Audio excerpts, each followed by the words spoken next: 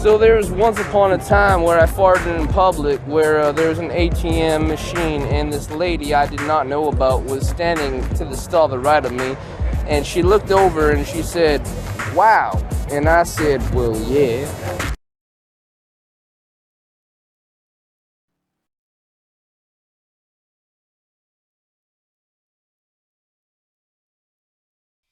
Hey, what's up, what's up, what's up? This is your boy Podrey, and here I am with another video that really got me interested. Um it says what if we covered the Sahara with solar panels?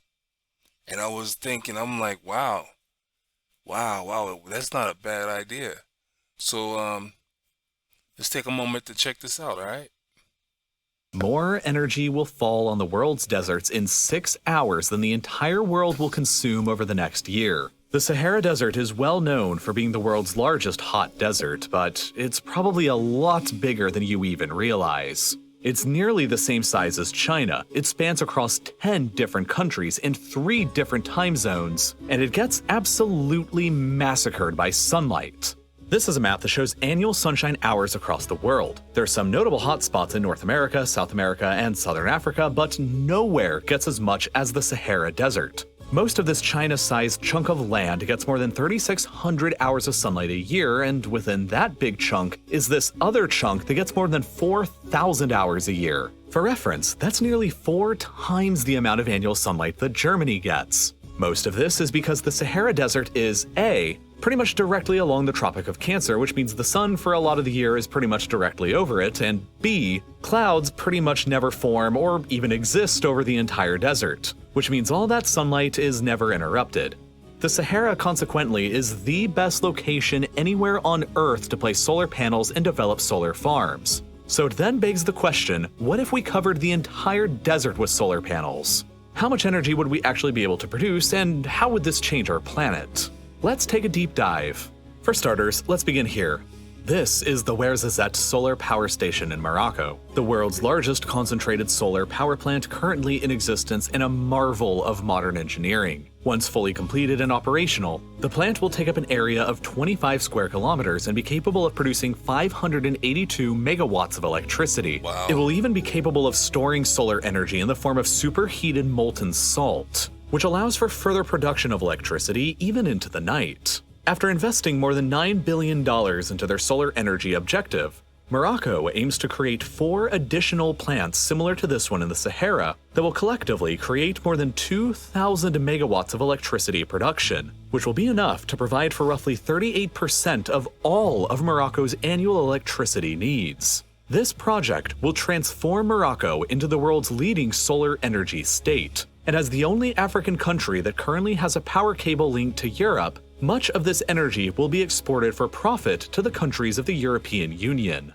But all of this energy is created from just 5 relatively small plants. What happens when we scale things up a bit and think bigger? One of the few organizations thinking about Sahara solar energy production in the future is the German energy company Desertec, which happens to be an investor of the Moroccan solar energy project.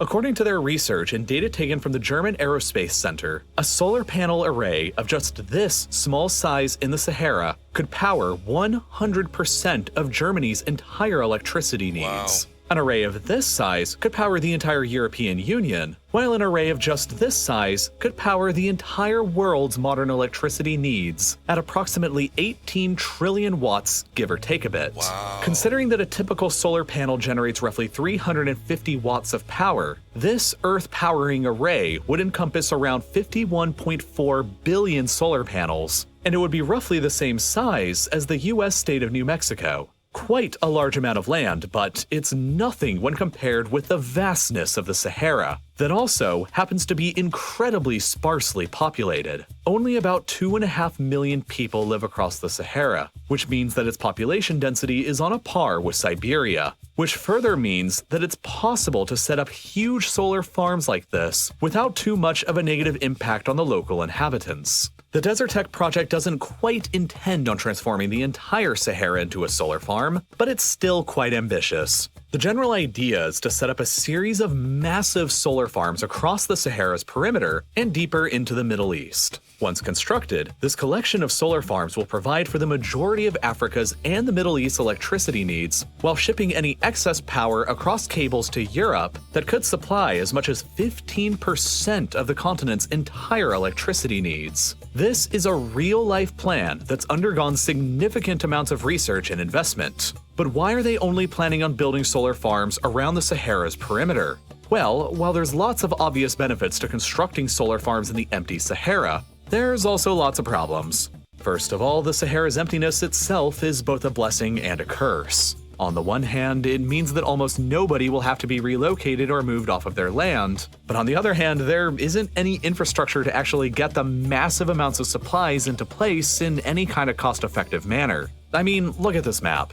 There's only like 4 roads that even stretch across the Sahara from the north to the south. There are huge, empty pockets of land across the desert without a single road at all, and some of these areas, like this northwestern pocket of Chad, are more than 600 kilometers away from the nearest road. Transporting billions of solar panels to a remote area like this will necessitate building countless new expensive highways or railroads to get them there. And that's why Desert Tech is only planning on constructing plants around the Sahara. But let's forget all of that for a moment and just think about the cost of the solar panels themselves in a Sahara-sized array. A pretty average 350-watt solar panel typically costs anywhere between $200 and $450 once fully installed on a residential roof today. Since we know that it's going to be expensive transporting and installing all of them in the middle of one of the world's most remote locations, we're gonna stick with the high-cost estimate here and tack on an additional $300 for delivery and infrastructure fees, and $250 more for installation fees. Conveniently, this math makes the total cost for each 350-watt panel exactly $1,000. So from there, you can figure out pretty quickly that the 51.4 billion solar panels needed to fit inside of our New Mexico-sized array that'll power the entire planet will cost a cool 51.4 trillion US dollars.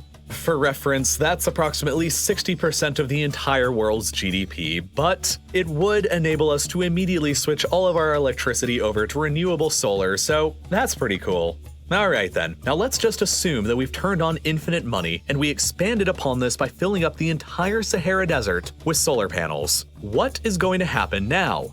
Well, for starters, if we assume that the solar panels are 100% efficient, the entire Sahara Desert will probably now be producing somewhere around the neighborhood of 1.3 million terawatt hours of electricity per year. So, to put that number into perspective, the entire contemporary human species consumed about 173,000 terawatt hours of energy in 2019. And that's not just electricity, that's all energy consumed for everything we did that year.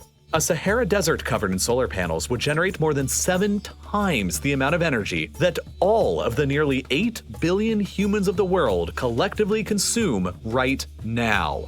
Obviously, this would present revolutionary changes to what mankind could be capable of, and notch us even closer to a Type 1 Kardashev-style civilization. But this overwhelming power given to humanity by harnessing the entire Sahara would also come with some significant costs.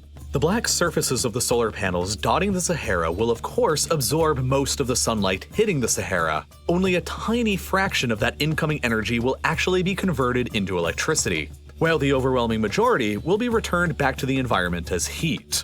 In turn, this heat will trigger a sort of feedback loop in which the heat emitted by the solar panels would create a steep temperature differential between the land and the surrounding oceans. This will ultimately lower the surface air pressure and cause moist air to rise and condense into clouds and rain across the desert. So, by covering the entire Sahara with solar panels, we'll also unwittingly be terraforming the desert Sahara into a green Sahara at the same time.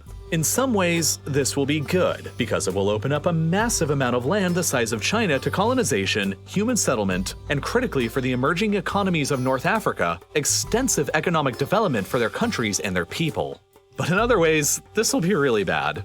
The Amazon rainforest over in South America is extensively fed and fertilized by dust coming over from the Sahara that gets blown across the Atlantic, while the Atlantic ecosystems themselves also benefit from this fertile dust as well. Removing all of the sands of the Sahara Desert could create a cascade of unforeseen events that could wipe out entire ecosystems in the Atlantic, the Amazon, and probably beyond, and create an epic climate catastrophe the likes we have never seen before. In summary, covering the entire Sahara with solar panels would be epic, but it's also not feasible, it's probably pretty dangerous, and it's not even necessary either. We only need solar panels covering the area of New Mexico to meet all 8 billion humans' modern electricity needs. And they don't even need to be all in the same place. They can be spread out across all of the world's deserts or anywhere where it's sunny. And hopefully by the end of the century, we'll have made some pretty decent progress here. Now, maybe you're sitting here wondering how solar panels and solar energy actually work. In order to help myself better understand that very thing for this video, I took the full solar energy course that's offered on Brilliant. Maybe you're interested in the very same thing. Or maybe you just want to brush up on the basics of math and logic. Or maybe you just want to learn more about how our world works. So what should you do? Well, you're already watching educational videos here on YouTube, which is a great start. But in order to really learn something, you've got to actually do it. And that's where Brilliant will come in to help. Brilliant is a website and app built off of this exact principle. You learn the best while doing and solving in real time.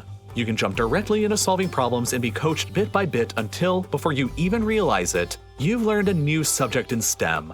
Let's take this lesson they offer on the Pythagorean theorem as an example. You may remember from school what the formula is, but in this lesson you're moving around triangles and actually proving that a squared plus b squared is equal to c squared. Every lesson you take on Brilliant is as interactive and as easy to understand as this one, and it scales all the way up from here to complex topics that you never imagined you would actually understand. You won't ever be asked to memorize long, complicated formulas or endless facts. You just pick a course that you're interested in, like solar energy or computer science, and just get started. And if you're feeling stuck or you make a mistake, you can simply read the explanations to find out more and learn at your own pace. The best part about Brilliant, though, is that there's something there for everybody. Whether you want to start at the basics of science, math, or computer science, or dive straight into cutting-edge topics like differential equations or neural networks. I always struggled with learning complicated STEM subjects while I was in school because it was so easy for me to get overwhelmed by a huge wall of information that was difficult for me to ever focus on.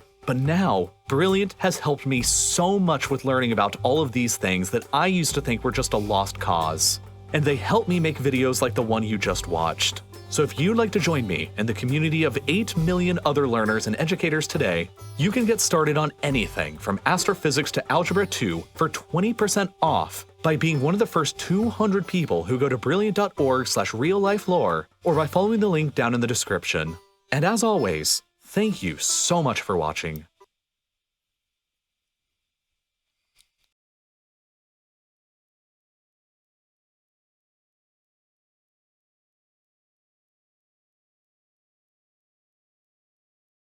Okay, anyway, I got kind of lost into the video as far as this part goes. I kind of got lost. I was seeing it out. I'm like, it's one thing to have a good idea, but it's another thing to have a good idea and not think about the consequences that that idea could present. You know, it's like not thinking things all the way through. You know what I mean? At first I was just like, man, why don't they do this? Why haven't they done this? But then when he went into all the consequences, I was just like, okay, I kind of see why. But at the same time, I'm thinking, you know, it still would be a good idea to cut costs worldwide. You know what I mean? Because you said at the, you know, with enough solar panels to fill up the state of Mexico, and it don't even have to be next to each other. It can just be that amount of solar panels. Well, look at all the billionaires Look at all the billionaires that are worldwide. It would not take much for any of them to donate the money to do this. Now, let's say it does get done and electricity worldwide was more affordable, because the costs have been cut so dramatically because, of course, it was sucked for people that work at hydroelectric plants and all the other general electric plants because, their jobs will be out, but not necessarily because you can take those same people and have them work in other fields of electricity because nature has a way of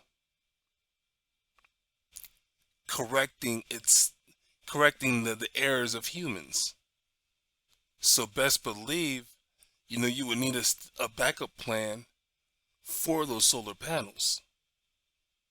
And you would need people to maintain all of this in the first place. You can't just put solar panels down and just leave them there and think that everything's okay. At least I don't think so. So it just bothers me because if there's ideas like this out there, but yet there are people who don't want an idea like this to exist because they're going to lose out on something, it bugs me. It bugs me. I've said over and over and over and over again that I would love to have enough money to create a community. And in that community, you would have a warehouse that produced green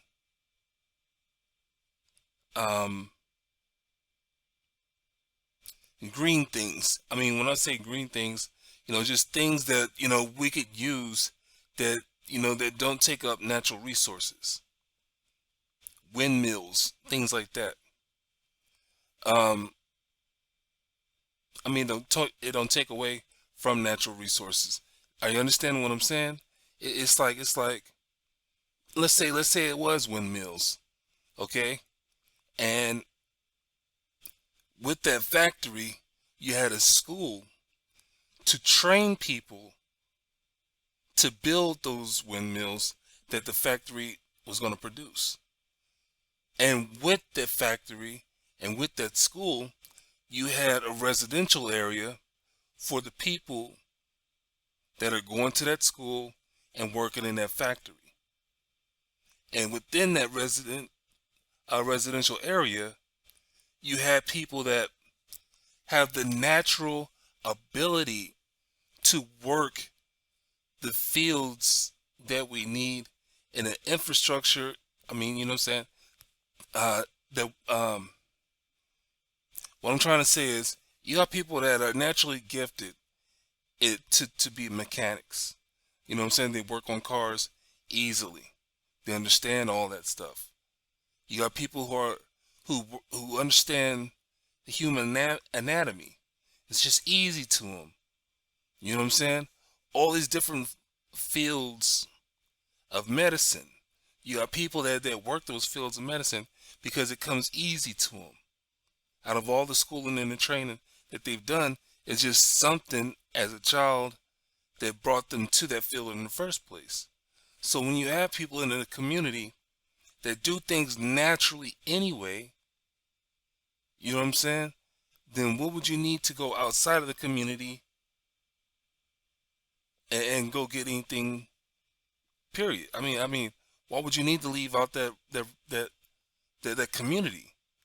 I remember seeing how one of those movie studios, I think maybe in Japan, back in the day, they had people signing contracts to where, you know, they would basically live their life on that movie set. I mean, set basically, and that movie set provided everything that they needed. They never needed to leave that movie set because you had all the stores that you needed to buy your stuff to live off of. And it's just like, man, it's like a military base has a base exchange. You know, and at that base exchange, you know, they sell furniture, they sell appliances, you know what I'm saying? They sell clothes, electronics, you know, they sell things that you can decorate your house with. You know what I'm saying? They sell all these things to where, you know, if you live on base, you don't really have to leave the base. You know what I'm saying? So I would love to have the money to be able to have to make a community like that work. And then, you know what I'm saying, to make that community even more better, it's one of those things where it reminds me of the movie 300. We talk about Spartans and how they basically weeded out all the weak elements. You know what I'm saying? You know, the weaker the weaker people. They just, you know, basically weeded them out and kept the stronger, physically and mentally strong people to make their survival better. You know what I'm saying? And it's just one of those things where, you know, if you're committed to something, how far would you go, you know what I'm saying, to make sure that things are going to actually work, you know what I'm saying, for that community. And I like that commitment. I know I'm having this crazy ass thought right now that's like, isn't that something that a fanatic would think about? And now that I'm sitting here thinking that, it's like, I guess there's no guessing to it.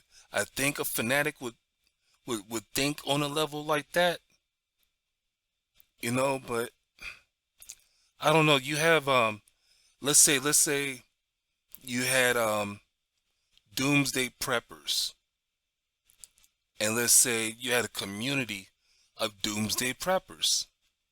They don't mean no harm to anybody. They just want to be prepared in case something was to happen. So, you know, would you call them a fanatic? Uh, Speaking of, hold on. So when you look up the word fanatic, the noun tense says that a fanatic is a person filled with excessive and single-minded zeal, especially for an extreme religious or political cause, aka religious fanatics. The adjective part of it is, you know, to be a fanatic, you are filled with or you express excessive zeal. It's the fanatic, his fanatic energy.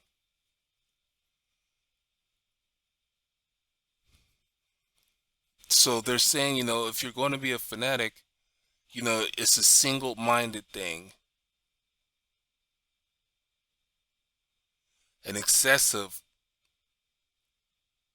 filled with excessive and single-minded zeal. Zeal, I guess zeal is what? An extra oomph, you know, that extra energy that or something that excites you or something like that. Let's look up the word zeal. Zeal means great energy or enthusiasm in pursuit of a cause or an object, aka his zeal for private private private private privatization. It's passion. It's love, fervor, fondness, devotion, devotedness, enthusiasm, eagerness, appetite, taste, relish, gusto, vigor, energy, zest.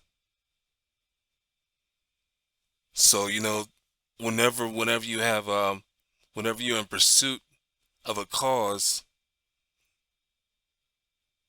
or an objective, and you got great enthusiasm and energy, it's called zeal. So fanatics, they put a lot of energy and enthusiasm into thinking single-minded, especially for an extreme religious or political cause. And for what I'm thinking about, it may not be, political or religious thing, but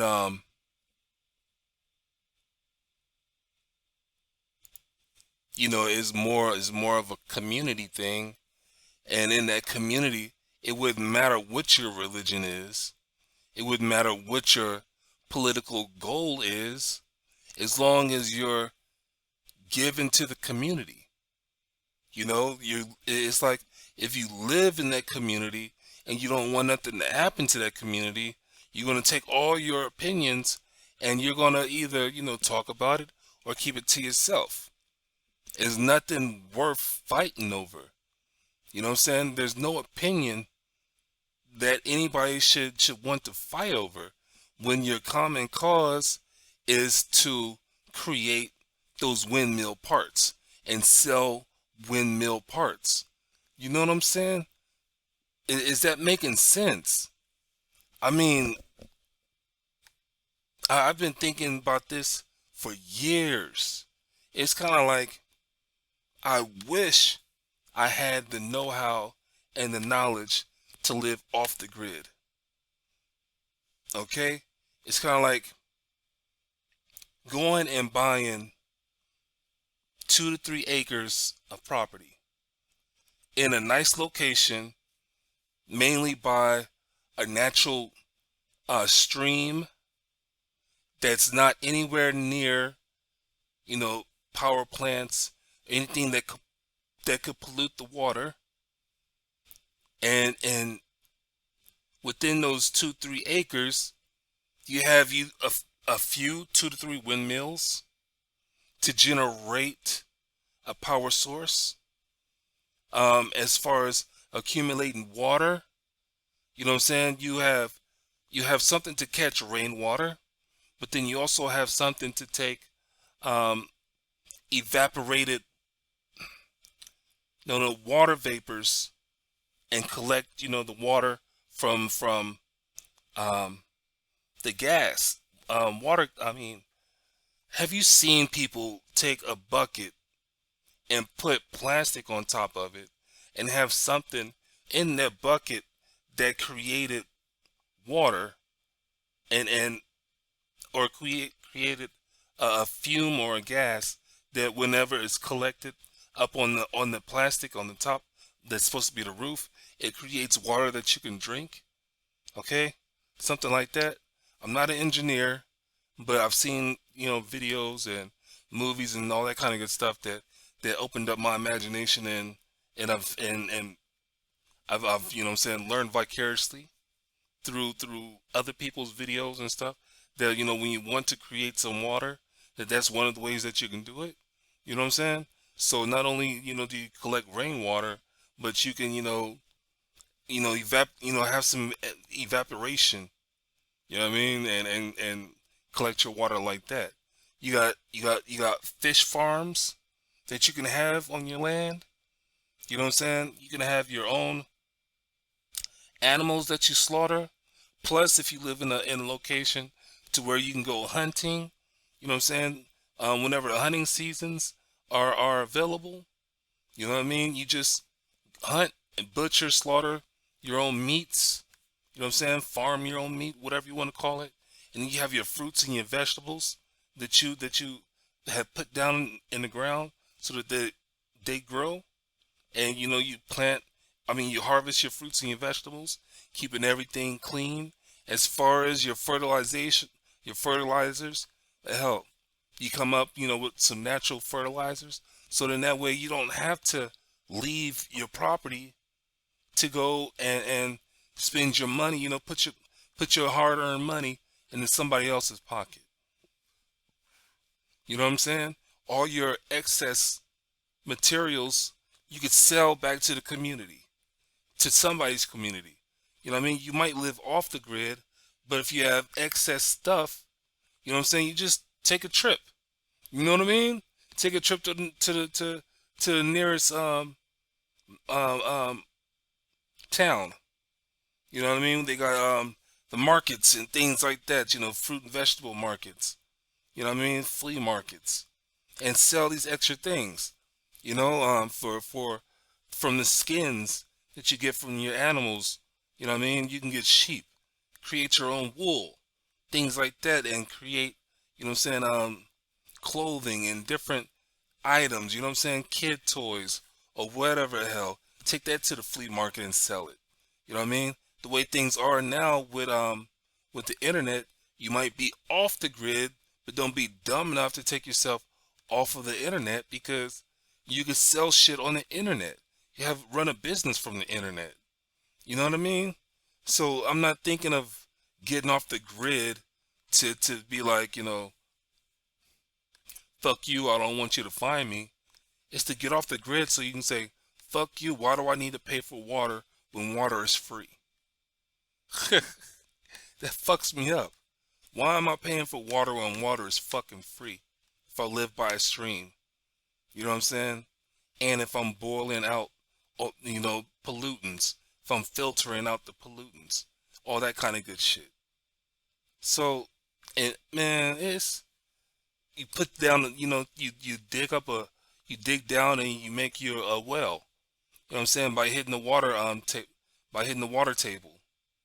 You know what I'm saying? Did I say that right? Dig down far enough to where, the natural where water is naturally under your home or something, you know what I mean? So that's why it's crazy how when you buy a house, they usually don't want to give you the mineral rights to the house that you buy, especially in the city. But if you go somewhere outside the city or whatever, in an unincorporated area, then hell, you can have your own mineral rights and do shit like that. So it's just, I love watching educational videos. I like things to keep my brain fresh and to spark up ideas and things like that, and to reinforce ideas that I've already had. But anyway, I'm gonna get off this video, man. I don't want to start, talking in circles, but I like this video. This YouTube channel. I ran across it maybe a day or two ago, and I've been watching some very interesting videos. It's called RealLifeLore.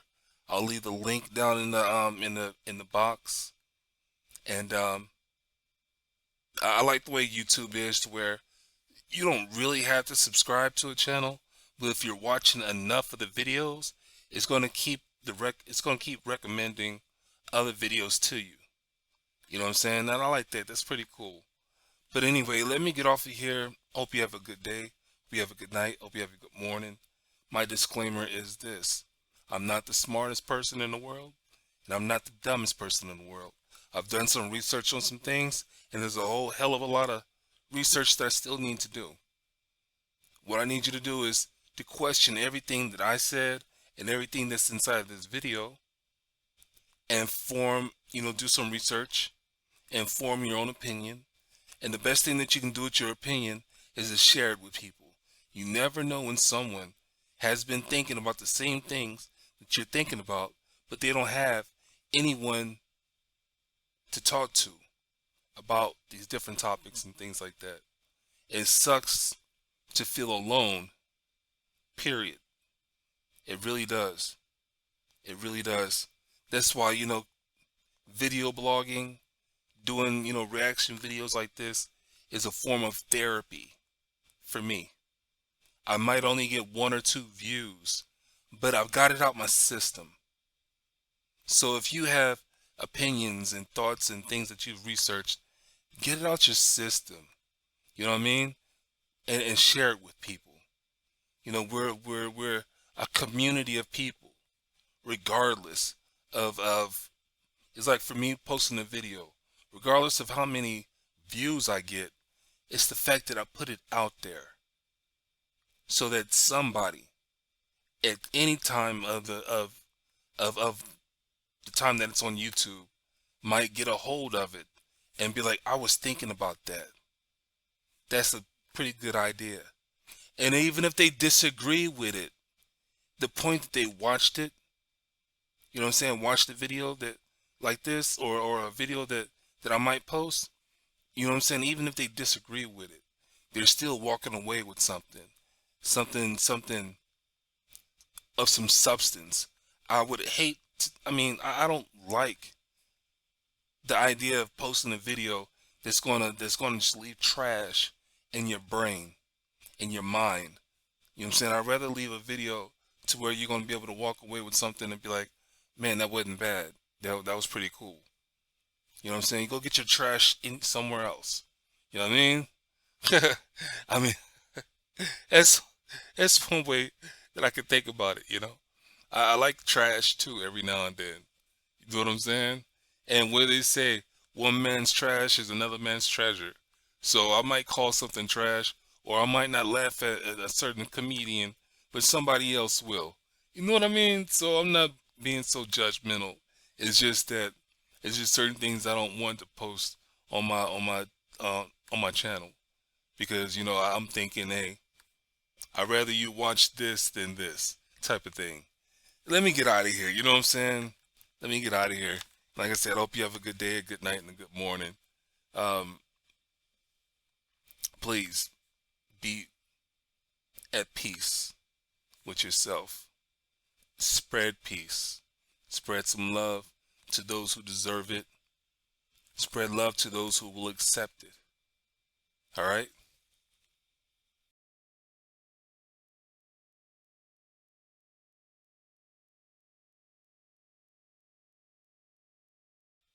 Thinking about going solar, but not sure whether it's worth it for your home? Well, before you get quotes, there are 3 things you need to know about going solar and one easy way to find them out. Number 1, you need to know how much solar you'll need to eliminate your electricity bill completely. 2, you need to know how much solar you can actually fit on your roof. And 3, you need to know what the ideal solar system will cost after federal, state, and utility incentives. In the past, to find out all this information, you had to get a solar installer in your area to examine your roof in person, but not anymore. Our unique solar calculator at solarestimate.org uses machine learning to scan your roof to tell you whether solar is worth it for your home. It will tell you how much electricity your roof can generate, how many solar panels you can actually fit on your roof, how much you can reduce your monthly electricity bill with solar based on your utilities pricing plan, and the magic number every homeowner wants to know: how long will it take for the system to pay for itself? No other solar calculator does all this. Now, if the payback on solar is better than other low-risk options like paying off your mortgage, then solar makes a lot of sense. The typical payback time for solar is under 10 years, making it a no-brainer given the historically low interest rates we have at the moment. So to find out if solar is worth it, test your home with America's most accurate solar calculator by clicking on the link below.